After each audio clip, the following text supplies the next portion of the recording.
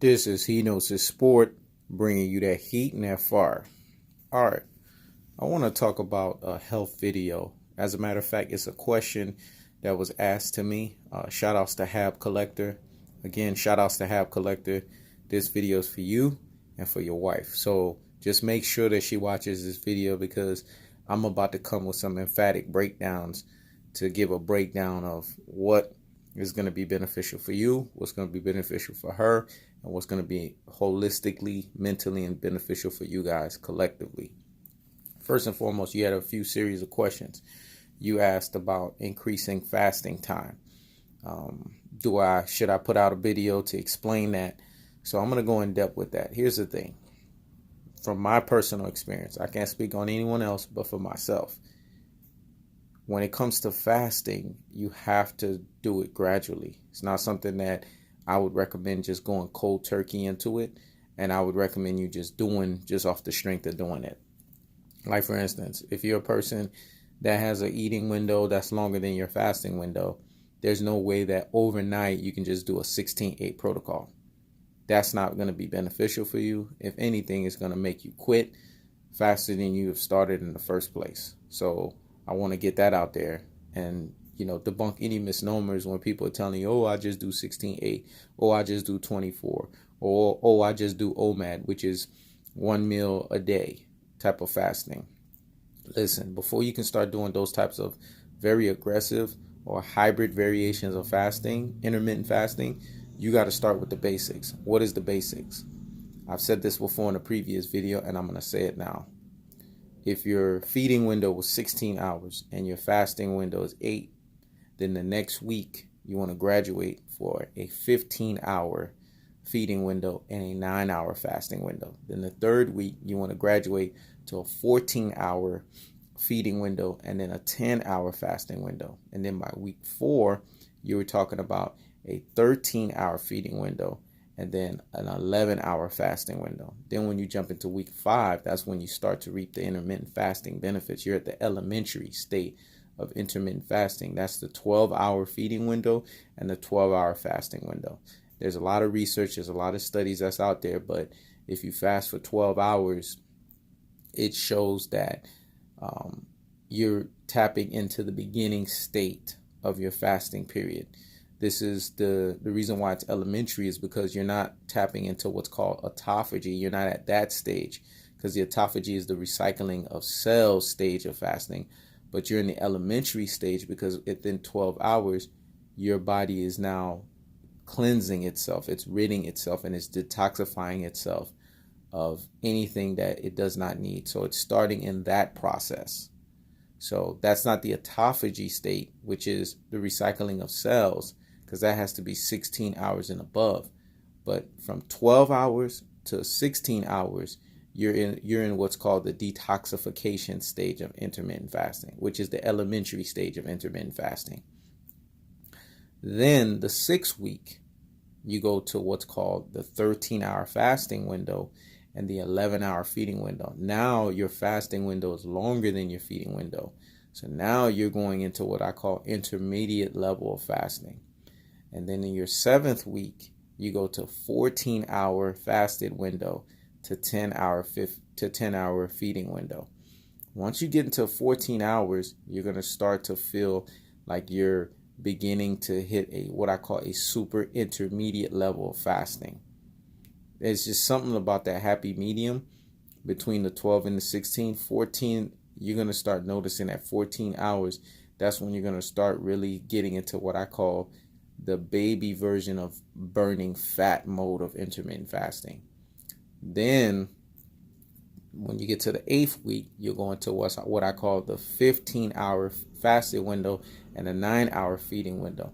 And then when you get to your 9th week, that's when you start reaping what I call the autophagy stage of intermittent fasting. That is what's known as the 16-8 protocol, which you've heard 16-8. That's when you fast for 16 hours and you have a feeding window of only 8 hours per day. This is the state that I'm in. I do a 16-8 protocol or longer, because I know the benefits of it. The benefits of it is we were talking about autophagy, which is the recycling of cells, which is basically your strong cells, gobbling up the weak and deficient cells, and basically just making those cells stronger, which hence reverses the aging process or damn near slow that thing down to the crawl. It eliminates free radical damage that's taking place in your body at the DNA and cellular level. And the beautiful part about once you're at 16.8 and up, you feel better, you feel more youthful, you feel more vibrant, you just feel younger. Anyone that's been doing this protocol fasting knows exactly what I'm talking about. Now, on to the second phase of your questioning, small plates. You said that you eat small plates. Here's the thing. I've said this before and I'll say this again. You have to know what works for your body. If your body is telling you that you can only eat a certain amount of food for satiation, because there's a difference between satiation and being a glutton. A glutton or someone that's eating to be bloated is when someone overeats, and that's not good. Because remember, anytime you're eating food, the body already has to work hard within itself to digest the food. So you don't want to overeat, because if you overeat, not only is your body working that much harder to have to break the food down, but you're actually reversing, the process of doing intermittent fasting or engaging into something like that, because you're reversing it because you're overindulging in food. And like I said before in the previous video, it doesn't matter how healthy that food is for you. Everything has to be done in moderation. So when you overeat, then you're actually gaining weight as opposed to losing weight. So you're not in fat burning mode, you're actually in gaining weight mode. So if you're the type of person that cannot eat a lot, then stick to that, and just be firm about it. I know that, you said that your wife, wants you to eat more, and she wants you to feel like that you're satisfied eating, but you can only eat what your palate allows you to eat, and just be firm about it. There's just no two ways around it. You're going to have to stand your ground and don't cave in, and just say, look, this is what I can eat. I thank you for making these delicious and great meals for me, but this is what I can eat. There's just no two ways around it. And what you're going to find is, as you delve into intermittent fasting and you start, opening your fasting window longer, you could only eat so much food. And not only can you only eat so much food, every time that you eat, you don't want it to be a wasted meal situation. So you're going to go and opt for the best and most nutritionally valued food. I'm going to say that again. You don't want it to be a wasted opportunity. So you're going to opt for the most best and nutritionally valued meals. That's the option you're going to go for. Me, I only eat twice a day. But in those 2 times that I eat, I have to make sure that my foods have what I call lean fat burning protein, complex carbs, and they have to have lean fat burning protein, complex carbs, and they have to have fats in them, and good fats like the avocados, the coconut oils, the nuts, those types of things.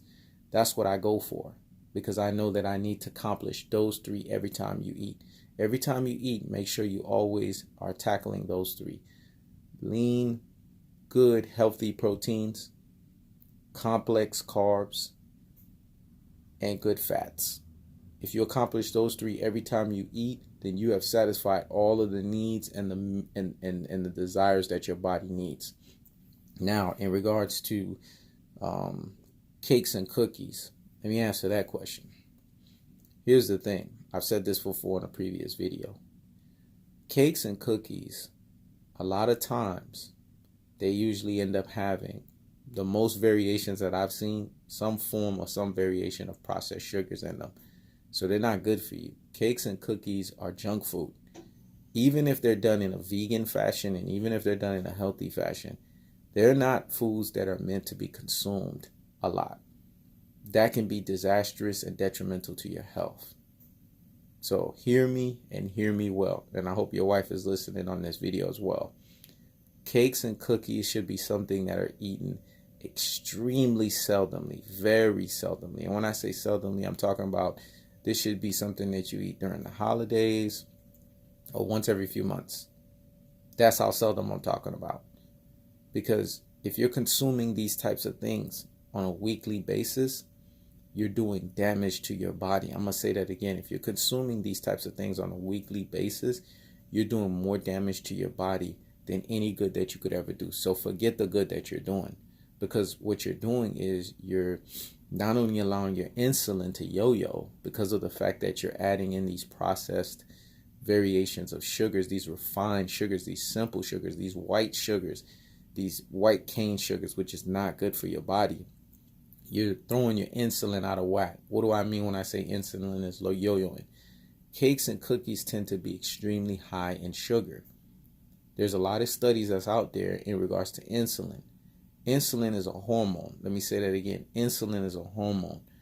It's not bad for you. You need insulin in your body. Insulin is essential for your hormones to function the way they need to. For men, testosterone. For females, estrogen. But when your insulin is out of whack or it's in excess, I'm going to say that again. When your insulin is out of whack or in excess, it throws everything off. Now we're talking about pre-diabetes. Now we're talking about diabetes. We're talking about disastrous things happening into your body.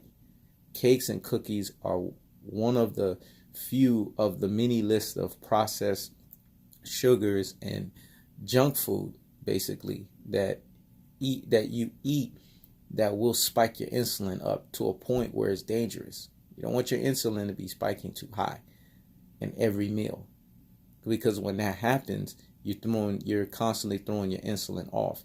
And if you're throwing your insulin off, then what ends up happening is you become insulin resistant. Insulin resistance is when your body cannot absorb insulin in the proper manner that it needs to.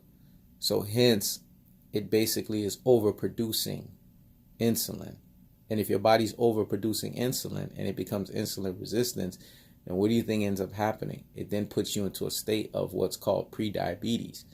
And then if you get to that state, ultimately, if it's left unchecked, then you become diabetic. So I would say ixnay on the cake and the cookies. That's just my take on it. I know that's not something that you or your wife want to hear, especially your wife, but it's the truth. It's not beneficial for you guys' health, especially with you telling me that you're a man in your 50s. The older you are, the cleaner your diet needs to be. I'm going to say that again. The older you are, the cleaner your diet needs to be, because your body at that age is not as fluid and is not functioning like someone like me in my 30s. But that still doesn't mean someone like me in my 30s can do whatever I want to do. No, I have to still follow the same principles when it comes to health. Because as you can see now, the obesity epidemic is so rampant and so big nowadays that you have kids 8 years old catching diabetes. That's how rampant and bad it is now.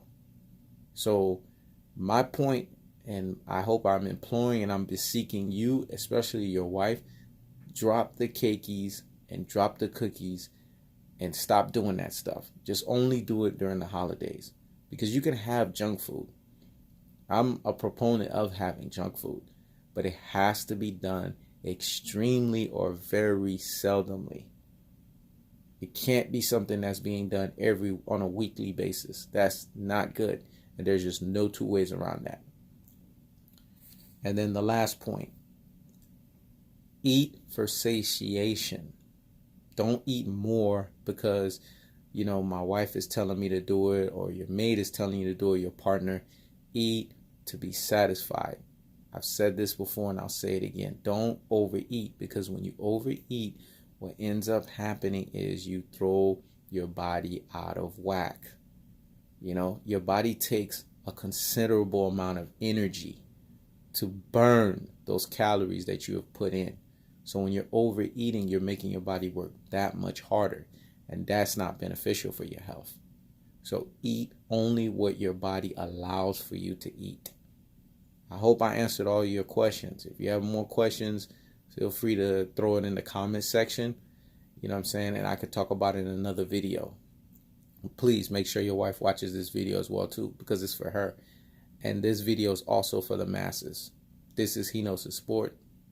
Checking out.